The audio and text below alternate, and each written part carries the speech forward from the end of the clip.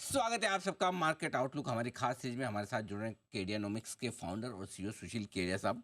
केडिया साहब, पिछले कुछ दिनों में काफ़ी अच्छी खासी पिटाई हुई है, कुछ इंपॉर्टेंट हुँ। अहम लेवल के आसपास आए भी हैं हम। अब बताएं सर, आगे क्या है डायरेक्शन? क्या नई गिरावट की शुरुआत हुई है या बड़े सपोर्ट लेवल पर पहुंचे हैं? निफ्टी बैंक निफ्टी को लेकर क्या है आपका व्यू और क्या है लेवल्स अहम, समझाएं। तो कृपया पीसीआर से अनुरोध है, जी। चार्ट को दिखाएँ, हम आपको अपनी एनालिसिस बताएँगे। उस पर ओपिनियन बनाना आपका काम है अनिल जी, हमारा काम तो सिर्फ विश्लेषण देना है। तो ये देखिए निफ्टी फ्यूचर्स की चार्ट आ गई आवरली टाइम होराइज़न पर। और अब ये जिस तरह का एक्सट्रीम ओवरसोल्ड ज़ोन है, आप मोमेंटम का कैलकुलेशन हम आरएसआई से करते हैं, आप किसी भी चीज़ से करो। अब हमारा जो बेस्ट केस गेस वर्क है, all forecast is a guess work, some stop loss.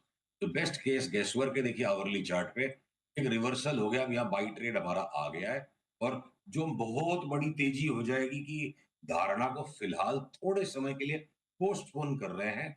मुझे लगता है कि एक बार हम वापस 24,600-700 तक जाके फिर से करंट लेवल्स को रिट्रेस करें और क्या पता उसके बाद जो हमारा बड़ी तेजी का 27,000 का व्यू है, वो शायद उसके बाद मटेरियलाइज होगा।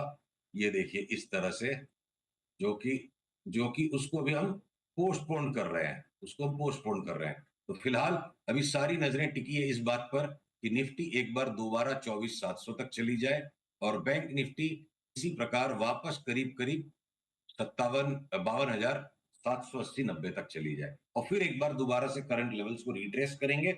ये 1,000 पॉइंट ऊपर, वापस 1,000 पॉइंट नीचे, इतनी भी हमें 2 राउंड ट्रेडिंग करने की है। लंबा व्यू जो बड़ा व्यू था उसको हम थोड़ा पोस्टपोन कर रहे हैं। ओके।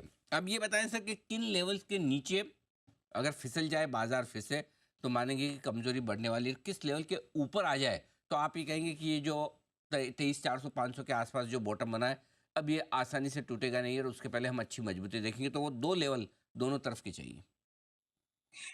राइट अनिल जी, मुझे भी बहुत कुछ चाहिए पर जो कुछ बाजार दे पाएगा मैं वही पकड़ पाऊंगा। माय बेस्ट तो विशेस सर, ऑलवेज। ये वो पिक्चर आई थी ना, बस इतना सा ख्वाब है, उसका नाम था हाँ। बस इतना सा ख्वाब है। वो बहुत छोटे अक्षरों में उसके नीचे लिखा था सब कुछ चाहिए। नहीं, अपने तो वही सर, थोड़े है थोड़े की जरूरत है। वो भी एक मीडिया बैरन की लाइफ में पिक्चर थी। Right, right.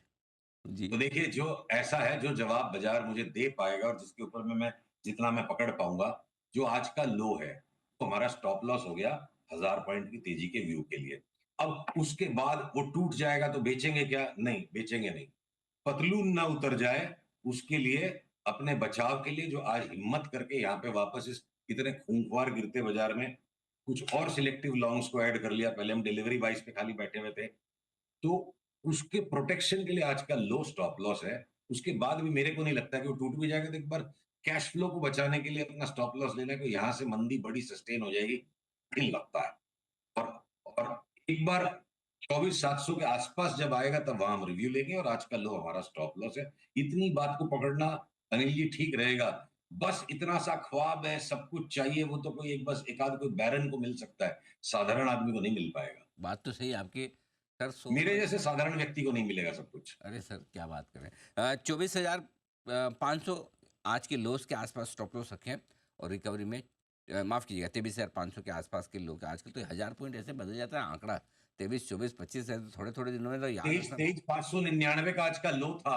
हाँ जी। आप करीब आप 23 599 का आज का लो था।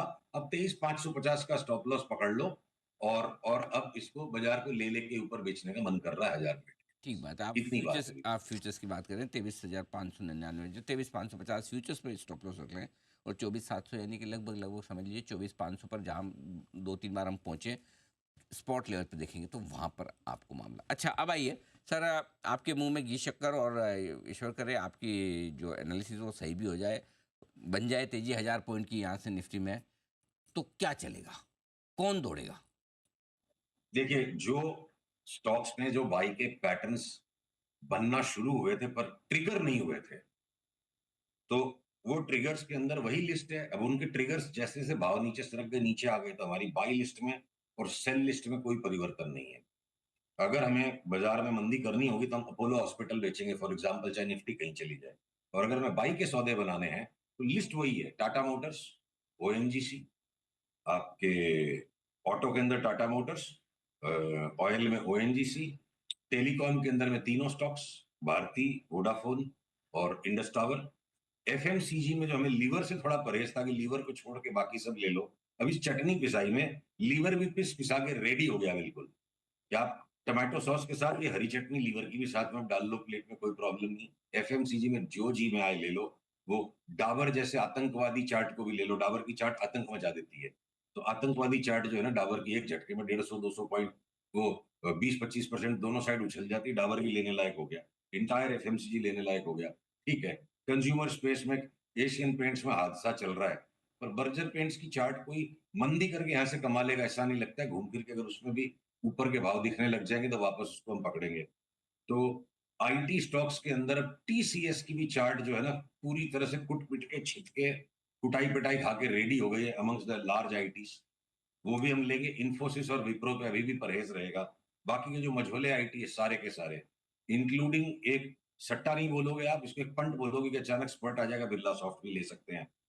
तो अनिल जी बहुत ही सिलेक्टिव स्टॉक्स, जैसे कोई ये अपोलो हॉस्पिटल है या आपके वो मेट्रोपोलिस हो गया या डॉक्टर लाल पैथ लैब्स हो गया या कुछ फार्मा के लार्ज कैप्स हो गए, उनमें अगर कहीं कोई हिम्मत करके शॉर्ट कर भी लेंगे तो कर लेंगे।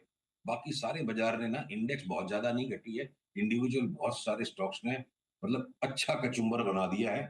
तो यहाँ से मोरलेस बाई के ही नाम ज्यादा है। तो खरीदारी करने का मौका ज़्यादा, लेकिन पिछले कुछ मिनटों में एकदम तेज गिरावट आई है दीप। 100 पॉइंट निकला है निफ्टी, 23,675 का हाई बनाकर 23,575 पे है स्पॉट लेवल। और बैंक निफ्टी 200 पॉइंट घटा है, 50,560 का हाई बनाकर 50,270 के आसपास आता दिख रहा है। तो करीबन उतार चढ़ाव आज लगातार है, बना हुआ है, ऐसा नहीं कि कम होता दिख रहा है। शॉर्ट करने के लिए कोई अच्छे कैंडिडेट आपको लगता है, या अभी रिकवरी का इंतजार करें और फिर बेचें?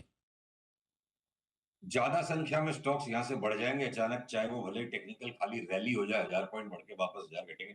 और अगर हम शॉर्ट करेंगे तो आज की तारीख में हम अपोलो हॉस्पिटल को अपनी शॉर्ट सेलिंग लिस्ट पे लेके बैठे हैं। अगर उसमें नीचे के लेवल बनते चले गए, टूटने लग गया भाव, तो अपोलो हॉस्पिटल एक नया शॉर्ट ऐड कर सकते हैं। बाद बाकी कोई ओवरसोल्ड बाजार है और वो कबीरदास जी की बार बार लाइन दिमाग में घूमती है, दुर्बल को न सताइए, जाकी मोटी हाय, बिना जीव के श्वास ले लो भस्म हो जाए। यहाँ बेचते के साथ 300 पॉइंट निफ्टी बढ़ जाएगी तो क्या करेंगे। अच्छा, लोग गोल्ड खरीदना चाहते हैं इस करेक्शन में, क्योंकि आपको तो पता ही है इंडिया में सबको खरीदना है। 80,000 हो हाँ, तो भी खरीदना है, 70 और 60 और कोई भी भाव खरीदना ही है सबको, बेचना तो किसी को होता नहीं है। तो कहाँ खरीदें?